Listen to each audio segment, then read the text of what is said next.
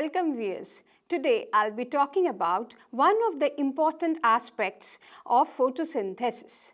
Photosynthesis is a wide varied process occurring in a phototrophic organism. The range of phototrophic organism covers from prokaryotes to eukaryotes. It is one of the common phenomenon occurring on this Earth's surface. It occurs with the help of light energy, which is getting converted into chemical energy.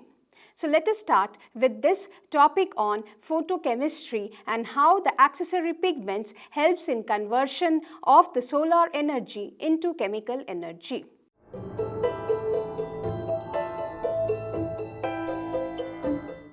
So as I told you already that photosynthesis is an important physiological process. In this process, the solar energy is converted into chemical energy and the process is also referred to as carbon dioxide fixation. Now, the carbohydrate which is formed during photosynthesis is used as an energy resource for both the cellular to drive the cellular processes of life in case of both plants and animals. The phototrophic organism and the heterotrophic organism, they live in the balanced state in the biosphere. Now, where the process of photosynthesis takes place? Basically, it takes place in specialized structure in case of eukaryotes, and in case of prokaryotes, it takes place on the surface of thylakoids or membrane-like structures which are known as lamellae. So let's come to higher plants. In higher plants, the process of photosynthesis takes place in chloroplast. Chloroplast is a double membraned organelle.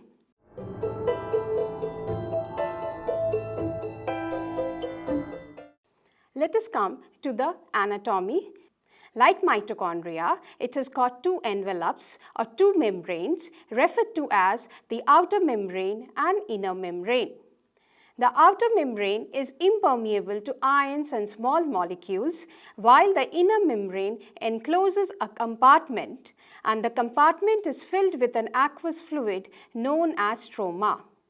Within the inner compartment, there are disc-like structures. These discs are made up of membrane and are referred to as thylakoids. A stack of thylakoids is referred to as granum. So these are the sites where the pigments are localized and the complex process of photosynthesis occurs. And the thylakoids or the granum are interconnected by stromal lamellae.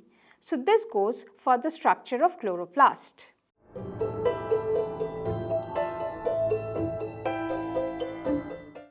Now, another important feature of photosynthesis is that it comprises of two distinct phases. There is a light phase and a dark phase. The light phase occurs on the surface of thylakoid membranes, and this is the place where the pigments they convert the solar energy or the light energy and convert them into ATP and NADPH. ATP and NADPH are the chemical carriers of the cell. Now, in case of the dark reactions, they occur in the stroma of the chloroplast. Here, the ATP and NADPH, which is formed during the light reaction, converts carbon dioxide or reduces carbon dioxide to form triose phosphate, sucrose, starch, and other polymers. So, the light reactions occurs on the surface of thylakoid membrane, while the dark reactions occurs in the stroma of chloroplast. Let us come to an important discovery made by Robert Hill. Robert Hill, he was a famous plant biochemist of British in origin, and he found that oxygen is evolved during the course of photosynthesis. He found that when chloroplasts were illuminated with light, then it resulted in the evolution of oxygen. That is, oxygen was evolved during the light reaction of photosynthesis. His reaction became so popular and it is now referred to as the Hill reaction of photosynthesis.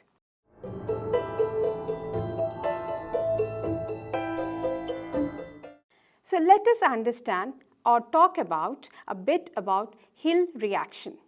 So he found that plant extract which are containing chloroplast, when illuminated with light, it produced a non-biological artificial electron acceptor which was added to the medium. So looking into this equation, we can see 2H2O plus 2A in presence of light. So 2A is the artificial electron acceptor which becomes reduced to 2H2 and oxygen is evolved. So what is A? A is the artificial non-biological electron acceptor. Now one of the common Hill reagent is the dye 2,6-dichlorophenol indophenol, which is blue in its oxidized condition and reduced, and when it becomes reduced, then it becomes colorless. So using these dyes or these kind of chemical substances, he proved that there is an electron transfer in presence of light from water to these kind of compounds, and these kind of compounds then change their color. So this is an important or remarkable discovery in the process of photosynthesis. Thus, photosynthesis is a multi-step process. It involves several steps, and we are discussing about the preliminary steps of photosynthesis.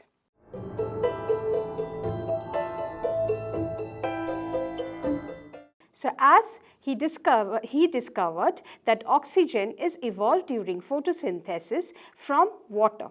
So water was the electron donor. Besides water, a number of other compounds can also serve as electron donors. So some of the phototrophs like bacteria, especially the group purple and green bacteria, they use electron donors other than water.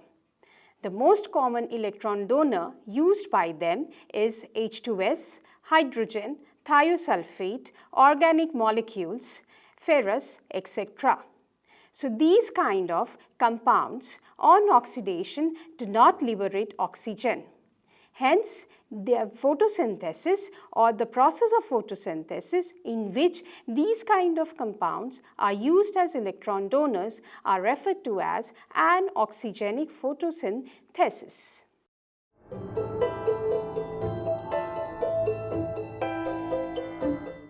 There is another group of photosynthesis which is referred to as oxygenic photosynthesis. In oxygenic photosynthesis, the electrons or the electron donor is water. So water is getting oxidized to oxygen, and the electrons from water are moving to an electron acceptor. So in this way, this process is known as oxygenic photosynthesis. Thus, the type or based on the evolution of oxygen, we can divide photosynthesis broadly into two kinds of groups.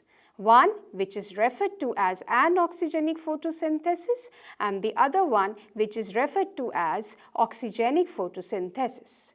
Anoxygenic photosynthesis occurring in purple and green bacteria, while oxygenic photosynthesis occurring in cyanobacteria, algae and higher plants.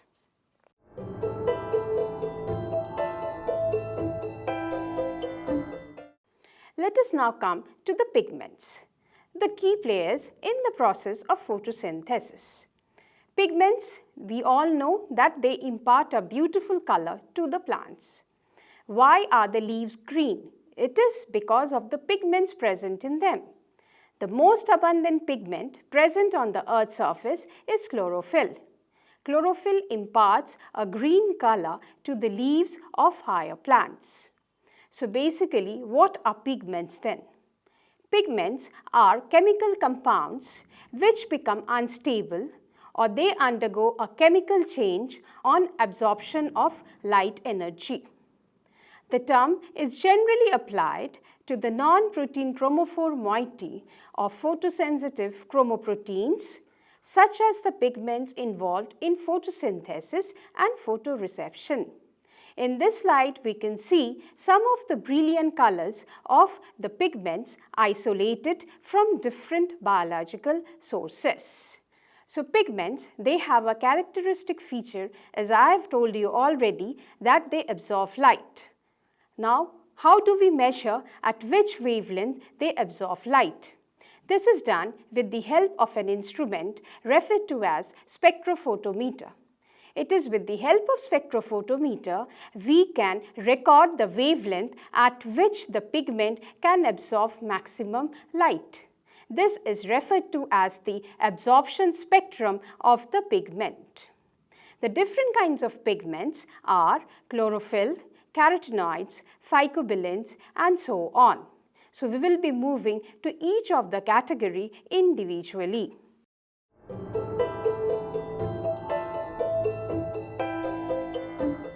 So let us start with chlorophyll, its chemical structure, and understand the types of chlorophyll. Chlorophyll, the most abundant molecule on the Earth's surface, which we visualize as the green color present in the leaves. Now, both phototrophic, any kind of phototrophic organism, both prokaryotes and eukaryotes contain chlorophyll. Prokaryotes contains a derivative of chlorophyll referred to as bacteriochlorophyll. Now, let's come to the chemical structure. So, the chemical structure, if we look at, it is a porphyrin, or chlorophyll contains a porphyrin ring. Porphyrin ring is nothing but a magnesium atom containing tetrapyrrole. Now, chlorophylls contain specific substituents in this tetrapyrrole ring. Based on the type of specific substituents, chlorophyll is divided into different classes. There is a hydrophobic phytol chain present or attached to the porphyrin ring, which helps in easy anchorage of the chlorophyll molecule on the thylakoid membrane, and thus the presence of a hydrophilic porphyrin head and a phytol hydrophobic phytol chain gives the molecule its amphipathic nature. So as I told you, there are different substituents or different types of chlorophyll molecule. The different type of chlorophyll molecule which are occurring on Earth's surface are A, B, C, D, E. Now basically the different types, how the structures are different, it is different based on the substitutions which are present in the chlorophyll or in the porphyrin ring.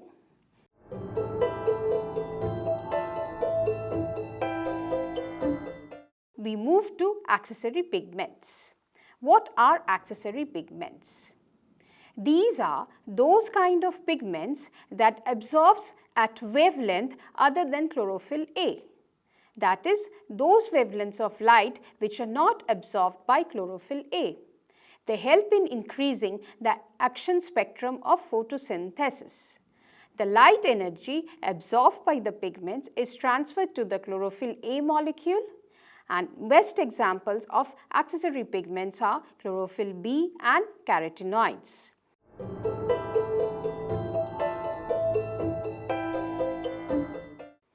Let us now start with carotenoids. Carotenoids, which is an important accessory molecule present in plant system. Carotenoids is widely distributed in plants, green algae, fungi and photosynthetic bacteria. It is again the second most abundant pigment present on the Earth's surface.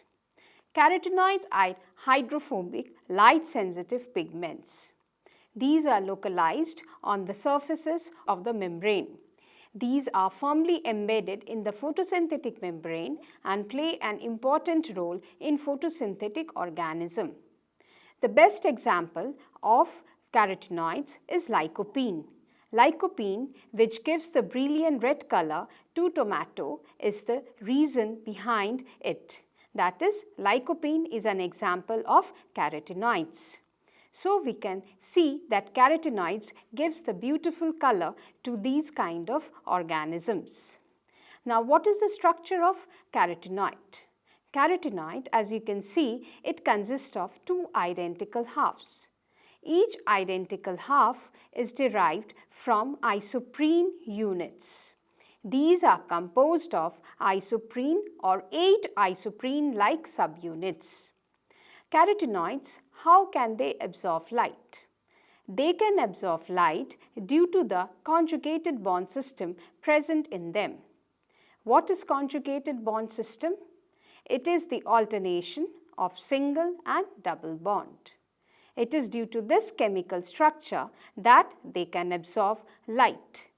Carotenoids, they absorb light in the region of 400 to 500 nanometer of visible spectrum. Let us come to the functions of carotenoid.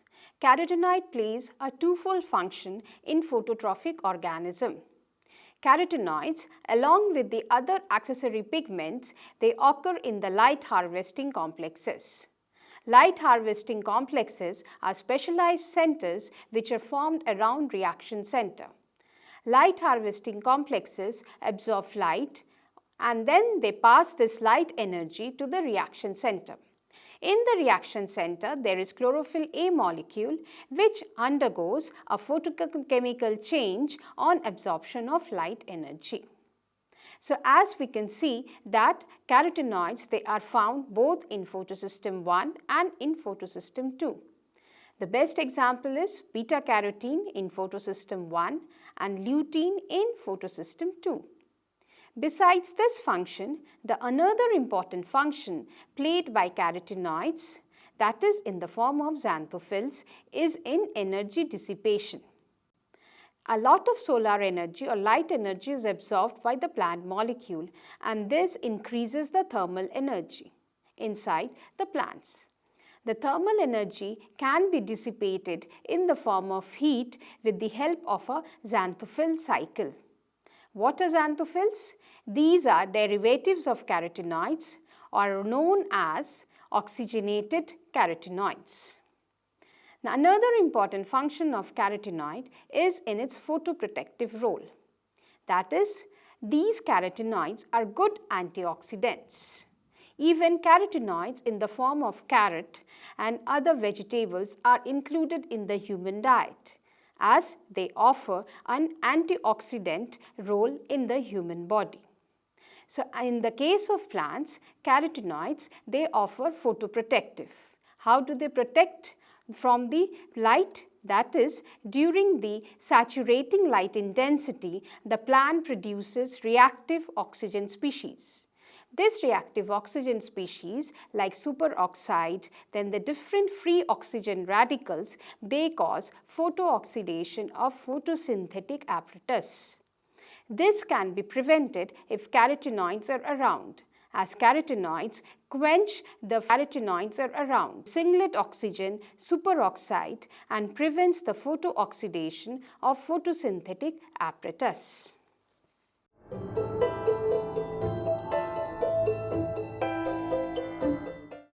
Let us move to the next category of accessory pigment, that is phycobilins. Phycobilins, these are special kinds of pigments present in plants, especially the algal group. So, phycobilins are commonly found in blue-green algae and red algae. The coloration behind the blue-green algae and red algae is due to the presence of phycobilins. So, what are phycobilins? These are specialized pigments which are also serving as accessory pigments found in structures which are of 40 nanometer in diameter. These structures are known as phycobilisomes. Phycobilisomes occur on the surface of thylakoid membranes.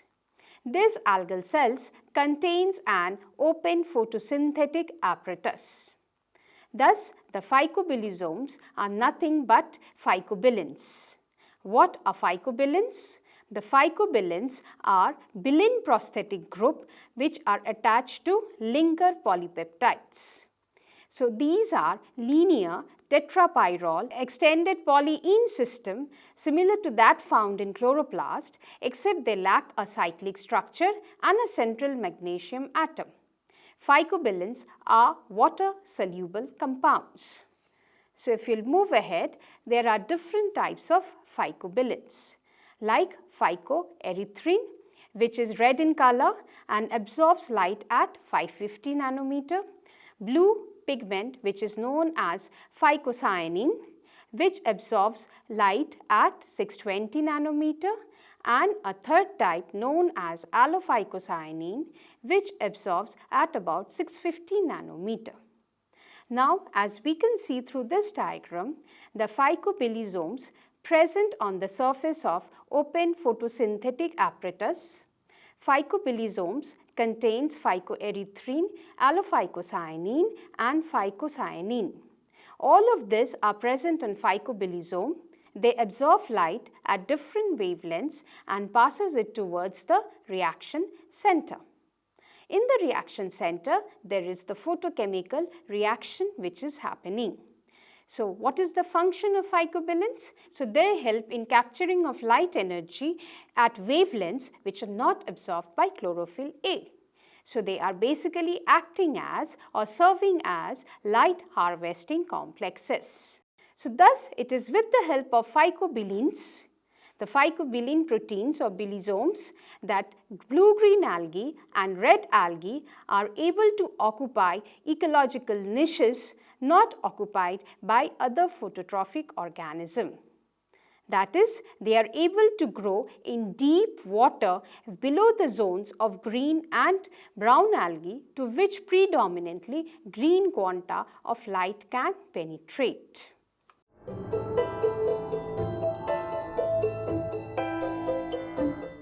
Let us come to an interesting experiment to understand further features of photosynthesis better. This experiment, which was carried out in the late 1800s by T.W. Engelmann. He proved in this experiment or through this experiment that action and absorption spectrum are same. He found that the action spectrum, that is, what is an action spectrum? An action spectrum is measured by plotting a response to light such as oxygen response as a function of wavelength of light. So, suppose if a pigment molecules absorbs at a particular wavelength of light and that wavelength of light causes a physiological response. In case of photosynthesis, physiological response is oxygen evolution. Now, in his experiment, he used algal filaments and he used oxygen-seeking bacteria, which is known as aerotactic bacteria. He used a prism to disperse the light into a rainbow, and this rainbow was allowed to fall on algal filament. Now, this algal filament produced oxygen. A group of oxygen-seeking bacteria was introduced into the system. The oxygen-seeking bacteria got clumped in those regions where oxygen was produced at its maximum amount. So, looking into the diagram or into the picture, we can see that the maximum amount of oxygen was produced in the blue and in the red region of the visible spectrum. So, these are the regions where the oxygen-seeking bacteria got clumped. So, here with the help of this kind of experiment, he found or he proved that the chlorophyll molecule absorbs maximum at red and at the blue region of the visible spectrum, and thus there was maximum oxygen evolution. Why chlorophyll appears green? It is due to this very basic nature. Chlorophyll molecule absorbs at the blue and red region and reflects the green color. So, we see the molecule green. Now, in this experiment, we can see that the absorption spectrum and the action spectrum, they are coinciding. So, it is an interesting experiment carried out by T.W. Engelmann in the late 1800s.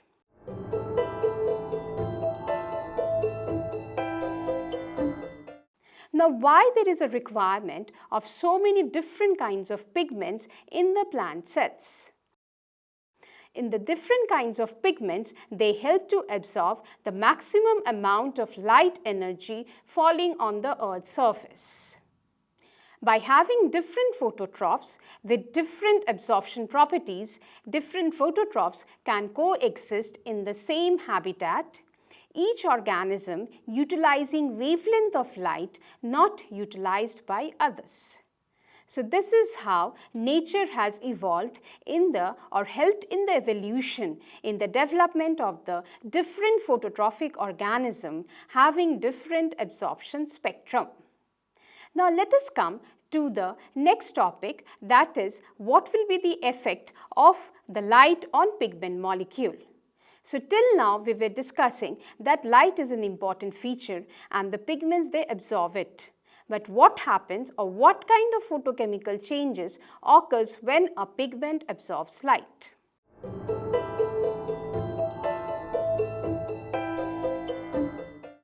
The photon of light falling on a pigment molecule can have 4 different fates or can show 4 different effects. The effects are loss of heat, loss as light in the form of fluorescence, resonance energy transfer, and energy transduction. Now, in the first case, the loss as heat can take place when a photon of light absorbed by a pigment molecule is lost in the form of atomic vibrations in the form of heat. That is, the energy produces atomic vibrations within the molecule and it is lost in the form of heat. The second effect or the second probability of pigment molecule absorbs a photon of light. That light is lost in the form of energy which is seen in the form of light, especially in the form of a visible color, and this is known as fluorescence. So, the excitation energy is shorter in wavelength while the fluorescence energy is longer in wavelength. So, we see the color imparted by the molecule. The third one is the energy transfer, or commonly referred to as resonance energy transfer. Resonance energy transfer occurs when the two molecules are in close association with each other. Now, in this case, the energy which is absorbed by a pigment molecule passes towards a receptor. This receptor, when gets the energy from the pigment molecule, raises the electron to its higher excited state. So, this is simple case of resonance energy transfer. The fourth one, which is the most important one, that is the energy transduction. The energy transduction occurs in photochemical reaction center. In this case, the energy which is absorbed by the pigment molecule makes the pigment molecule change its standard reduction potential. So now the pigment molecule gets changed and the standard reduction potential becomes very negative. So now the excited pigment molecule becomes an electron donor, and as we can see that it reduces another compound which serves as the electron acceptor. So this is the important reaction where the light energy is getting converted into chemical energy and occurs in the reaction center. So these are the 4 possible fates that a pigment molecule can undergo when it absorbs light. Thus, photosynthesis is an important, interesting feature occurring on the Earth's surface. Thank you.